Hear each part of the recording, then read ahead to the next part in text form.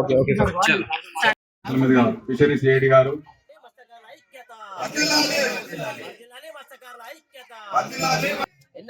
నాయకత్వం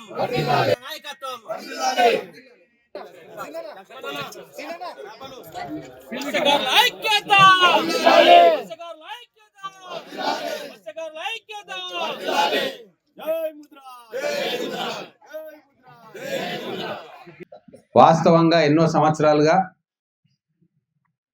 మత్స్యకారుల ఇబ్బందుల గురించి కొద్ది గొప్ప అవగాహన ఉంది. గతంలో కూడా నేను ఇక్కడ తెలంగాణ ఉద్యమంలో ఉన్నప్పుడు కూడా ఆ రోజు జిల్లా అధ్యక్షుడిగా ఉంటే టీఆర్ఎస్ పార్టీ పెద్ద మీటింగ్ పెట్టుకొని ఇక్కడ ఆ రోజు కేసీఆర్ గారిని ప్రత్యేకంగా ఈటెల రాజేందర్ గారిని కేసీఆర్ గారిని తీసుకొచ్చినాం. బీసీ డి నుంచి ఏకు తీసుకురావాలని చెప్పి అప్పుడు పెద్ద ఉద్యమం జరిగింది. దాంట్లో అన్ని రకాలుగా నేను సహాయ సహకారాలు అందించి వెనకబడి ఉన్నారు చదువులల్లో ఉద్యోగాలల్లో ముదిరాజు బిడ్డలు వాళ్ళకు కొద్దిగా మనం సహాయ సహకారాలు అందించాలి అన్న ఉద్దేశంతో ఆ రోజు చేయడం జరిగింది.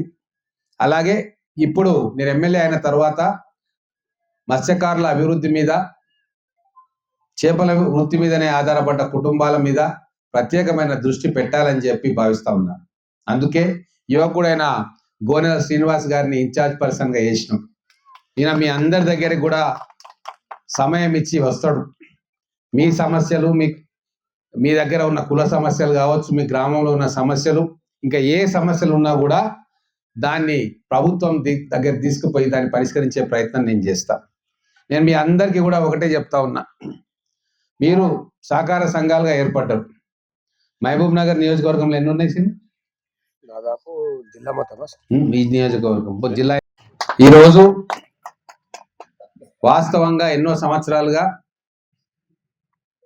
మత్స్యకారుల ఇబ్బందుల గురించి కొద్ది గొప్ప అవగాహన ఉంది. గతంలో కూడా నేను ఇక్కడ తెలంగాణ ఉద్యమంలో ఉన్నప్పుడు కూడా ఆ రోజు జిల్లా అధ్యక్షుడిగా ఉంటే టీఆర్ఎస్ పార్టీ పెద్ద మీటింగ్ పెట్టుకొని ఇక్కడ ఆ రోజు కేసీఆర్ గారిని ప్రత్యేకంగా ఈటెల రాజేందర్ గారిని కేసీఆర్ గారిని తీసుకొచ్చినాం.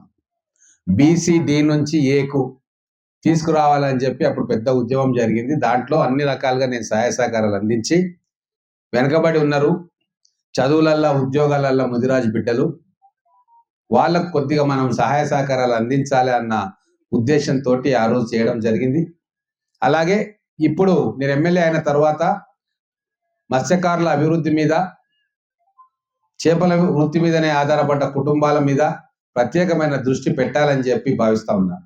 అందుకే యువకుడైన గోనెల శ్రీనివాస్ గారిని ఇన్ఛార్జ్ పర్సన్గా చేసినాం. ఈయన మీ అందరి దగ్గరికి కూడా సమయం ఇచ్చి వస్తాడు. మీ సమస్యలు మీ దగ్గర ఉన్న కుల సమస్యలు కావచ్చు, మీ గ్రామంలో ఉన్న సమస్యలు, ఇంకా ఏ సమస్యలు ఉన్నా కూడా దాన్ని ప్రభుత్వం దగ్గర తీసుకుపోయి దాన్ని పరిష్కరించే ప్రయత్నం నేను చేస్తాను.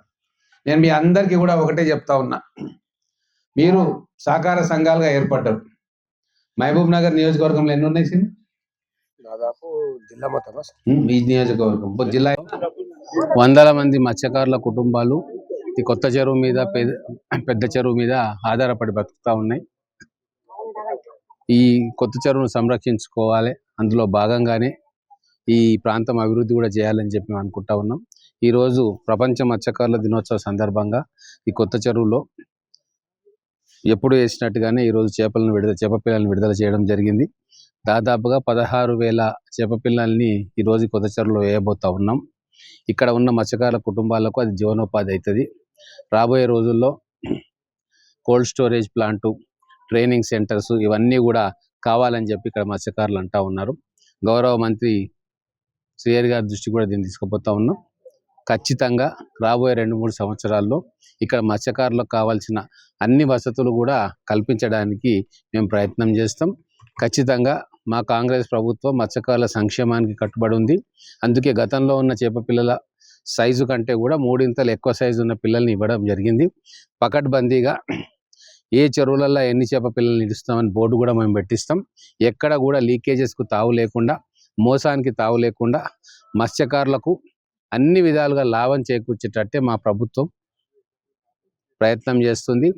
ఈరోజు ఇప్పుడు కొత్త ఫిషరీస్ కోఆపరేటివ్ జిల్లా ఇన్ఛార్జ్ పర్సన్ కూడా మేము నియమించుకున్నాం.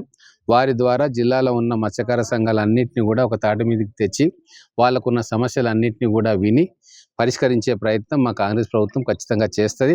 ఇంకో మంచి విషయం ఏంటంటే జిల్లా ఎమ్మెల్యే గౌరవ్ వాగిటి శ్రీహరి గారే ఈరోజు ఫిషరీస్ మినిస్టర్ కూడా ఉండడంతో ఖచ్చితంగా రాబోయే రోజుల్లో మత్స్యకారులకు సంబంధించిన అన్ని సమస్యలను కూడా మంత్రి గారి ద్వారా పరిష్కారం చేసుకుంటామన్న నమ్మకం ఈరోజు మహబూబ్ నగర్ జిల్లా మత్స్యకారులకు వచ్చింది.